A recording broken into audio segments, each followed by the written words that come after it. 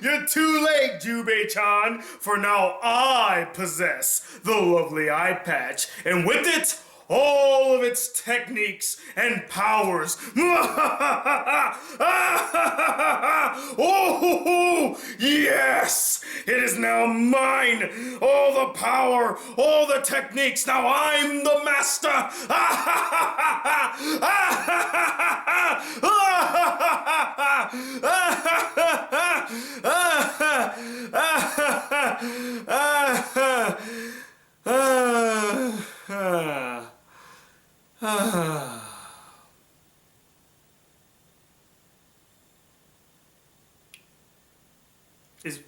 Is this thing working? How come I don't feel any different? I don't feel powerful. I don't feel like I've gained any sort of new knowledge. All I really feel is silly for wearing this stupid thing. Sweet dreams and memories forever, forever. 見知らぬ街を目指し forever. Hey guys, the Black Critic Guy, and I'm here today to review the anime Jubei-Chan, the Ninja Girl, Secret of the Lovely Eyepatch. And if you think that I'm not going to wear this lovely eyepatch for the duration of this review, then you are sorely mistaken. So Jubei-Chan, the Ninja Girl, begins 300 years ago with the legendary swordsman Jubei Yagyu on his deathbed after fighting a samurai from the Ryujoji school. He tasked his assistant by the name of Koinosuke to find his successor, a person that he describes as having plump, bouncy bonbons, which really confuses Koinosuke. He has no idea what he's talking about, but he's like, okay, master, I'll do your bidding. And so he takes his master's lovely eyepatch and sets off on his journey to find his master's successor. Fast forward 300 years later, and we meet Jiyu Nanohana, a well-endowed high school girl who just so happens to fit all the criteria and is nicknamed Jubei. Wow.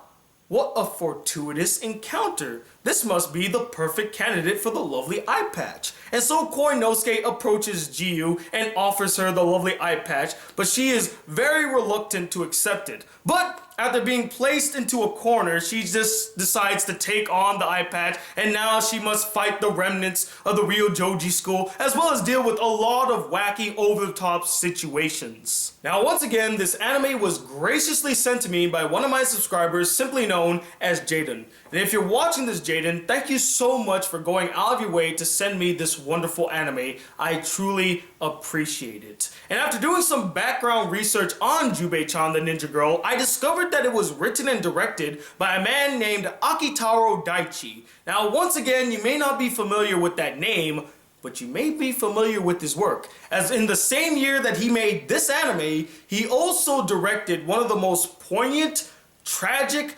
nuanced, and most underrated anime of all time, Now and Then, Here and There. An anime I highly recommend that you go and watch. It's a great, well done anime. And he also directed Fruits Basket, which was not only my first ever shoujo, but one of my favorites in the shoujo genre. And so after discovering all of that, I got really excited to watch Jubei-Chan, the Ninja Girl, and I was hoping that it would be at the same level of quality as those two previously mentioned anime.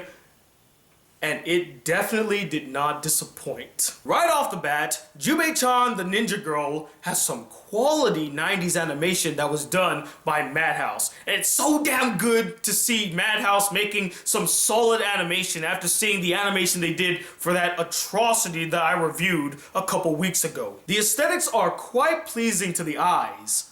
Or should I say eye. And for some reason it made me feel so nostalgic. Seeing an anime that was made in the 90s and having that vintage 90s anime look, it reminded me of anime of days past and how cool they looked. It really brought me back to the days I used to watch old school anime like Yu Yu Hakusho and Rurouni Kenshin, and to some extent Dragon Ball Z. The backgrounds are very colorful, the character designs are unique and cute. I overall love the look of Jiyu, our main character. She's a rare combination of unique and absolutely adorable. I can honestly say I have not seen a character that has looked like Jiyu ever. Strangely enough, I found myself really getting into the music of the anime, whether it be the instrumental scores, which actually sounded quite epic, especially Jubei's theme, or the ending theme, which is so infectiously poppy and catchy that you can't help but sing along with it. Hell, while I was recording this review, in between takes, I would actually catch myself either humming or singing aloud lyrics to the song, like "Sweet dreams and memories forever and ever, something, something, something in Japanese, forever and ever."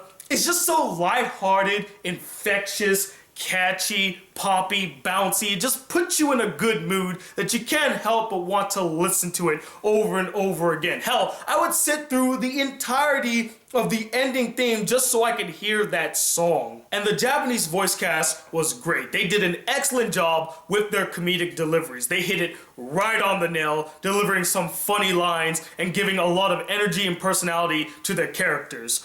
Unfortunately, I cannot say the same for the English dub. Do not, under any circumstances, watch Jubei-Chan the Ninja Girl in its English dub. Watch the Japanese version instead. It is far superior. This anime right here is freaking hilarious. From its visual gags, to the self-aware nature of the anime itself, to its humorous dialogue, to even the zany antics of its characters, it will honestly leave you in stitches. Some of the best comedy actually comes from the interactions among the characters. Just the way that they would interact with each other and their reactions to their environment and to other characters, truly priceless. But where this anime truly impressed me was in the areas that I consider to be the most important in any movie, anime, or TV show, and that of course is the story and characters. Now, for the first 4 episodes of the anime, the story is very episodic and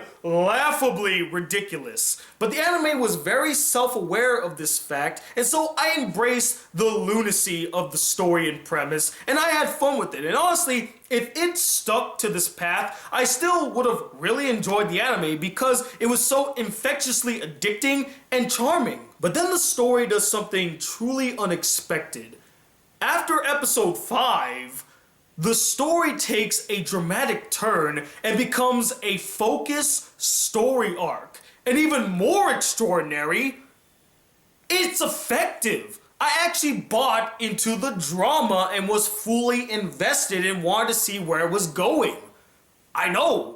Weird, right? Now you would think I would hate something like this, especially since it does something that I hate seeing in straight up comedy anime, where it starts off comedic and then halfway through it turns dramatic on a drop of a dime. And for all intents and purposes, you would be right. And in the hands of a less talented writer-director with no vision, this would have been a train wreck. It would have ended terribly. But fortunately for us, Akitaro Daichi is an excellent storyteller, and he masterfully blends in the drama without it coming off as intrusive or drastically altering our characters. And ooh boy, does the drama hit hard.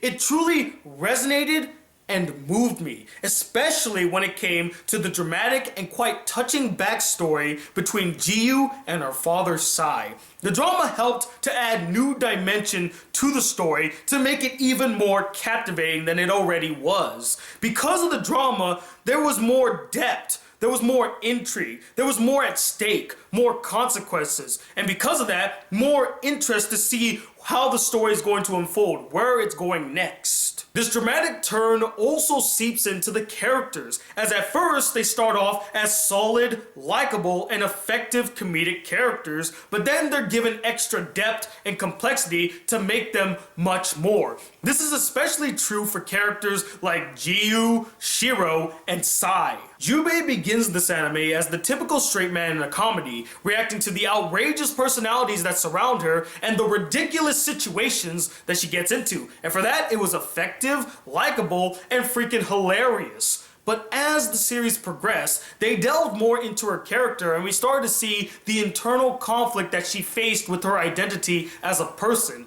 Is she Jubei, the high school girl? Or is she Jubei, the legendary samurai warrior? And for me, I found this quite enthralling. Shiro also faces a similar issue, but his internal crisis deals with his allegiance, as he wants to be with Jubei for himself because he really likes Jubei, but he also can't fight this instinctive feeling to want to battle Jubei for his clan, as it's just ingrained into his body and his psyche.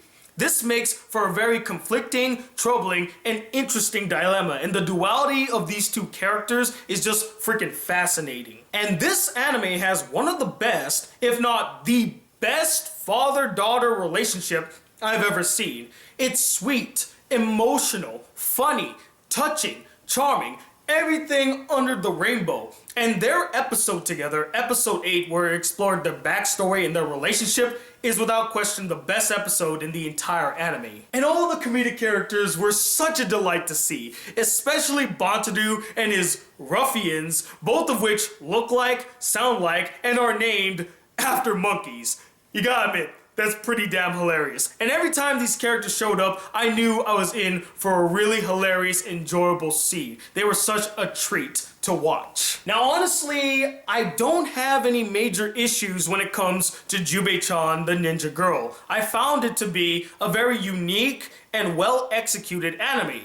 But I do have a couple irritations / nitpicks. Nothing to truly detract from the anime, but things I just want to point out to you guys. The first one being is, deep down, I wish that they stuck to being a straight up comedy. Now, don't misunderstand me. I still loved how daring they were to take that dramatic turn, and I admired how successfully they did it. But as a lover of comedy anime, it would have been nice to see them just stick to the over-the-top zany nature of the anime. They didn't abandon it, they still kept it as part of it, but it had to share focus with the drama. And again, I'm fine with that, but deep down, I wanted it to just be a straight-up comedy. Another irritation I had deals with this character, Koinosuke. Now, he's not a bad character whatsoever. In fact, he's a very solid comedic character with many hilarious moments and does form a very convincing bond with Jubei. But deep down, I felt like the character could have contributed more to the story and to other characters. In fact, I wish that he could have played more of a mentor role for Jubei, teaching her the ways of the samurai, teaching her how to use the power of the lovely Eyepatch, instead of just being a bumbling idiot most of the time.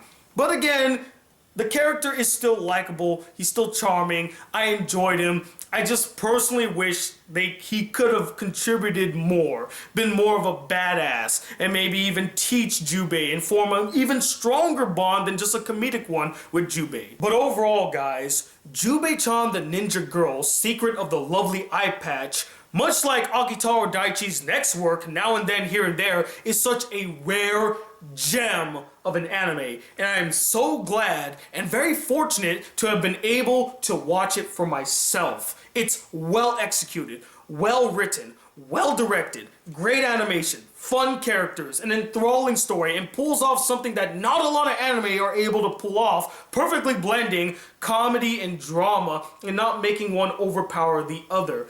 This is by far the best anime that was sent to me. So thank you so much, Jaden, because you have sent me an epic masterpiece of an anime. If you have not seen this yet, I highly recommend that you go do yourself a favor and watch it. But as always, guys, I'm not the end-all be-all opinion when it comes to Jubei-Chan the Ninja Girl, Secret of the Lovely Eyepatch. I would absolutely love to know what you guys thought about the anime as well, if you have seen it. Did you find it to be a wonderfully made anime, one of the best you've ever seen, and truly a hidden gem? Or did you find it really boring and dull and daunting, nothing special, nothing unique, it's not a hidden gem whatsoever? And let me know, what is an anime that you personally consider to be a hidden gem? Comment below, let me know, and stay tuned tomorrow as I probably might be giving you a new Netflix review on a show that a lot of you have surprisingly been asking me to review, so probably I'm going to give you that. And also, tomorrow at 10 p.m. Eastern Standard Time, I'll be over on Media Madness's channel talking all things